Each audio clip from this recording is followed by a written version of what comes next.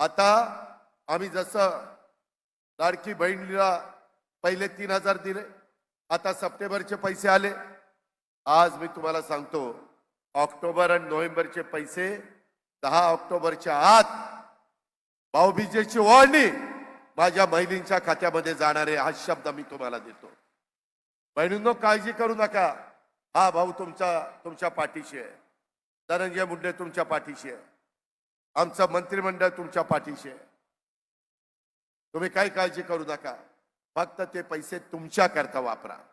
इतके दिवस तुम्ही नवऱ्या करता मुलाबाळांच्या करता वापरलं, स्वतःला काही पाहिजे असेल तर मुरड घातली, नको मला घेण्यापेक्षा कुटुंबाला घेईन, पण तुमचाही अधिकार आहे ना।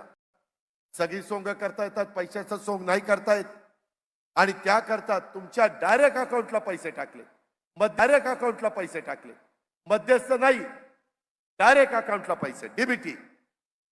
आताच मी सकाळी आदितीशी बोललो, अजून किती पैसे पाहिजेत, तिने सांगितलं दादा इतके इतके हजार कोटी रुपये लागतील।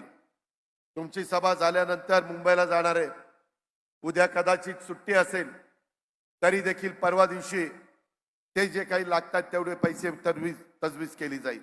उद्या कदाचित सुट्टी असेल तरी देखील परवा दिवशी ते जे काही लागतात तेवढे पैसे तजवीज केली जाईल, काळजी करू नका। पण तुम्ही सन्मानाने राहा, सबल व्हा, सक्षम व्हा। परिस्थिती आपली भक्कम आहे। आजपर्यंत 1,60,00,000 महिलांच्या खात्यामध्ये लाडक्या बहीण योजनेचा निधी, सन्मान निधी दिलेला आहे, आणि आता ज्यांना पहिल्या 2 महिन्याचा निधी मिळाला नाही त्यांना एकदम 3 महिन्याचे प्रत्येकाला 4,500 रुपये जमा त्या ठिकाणी केले जाणार आहेत।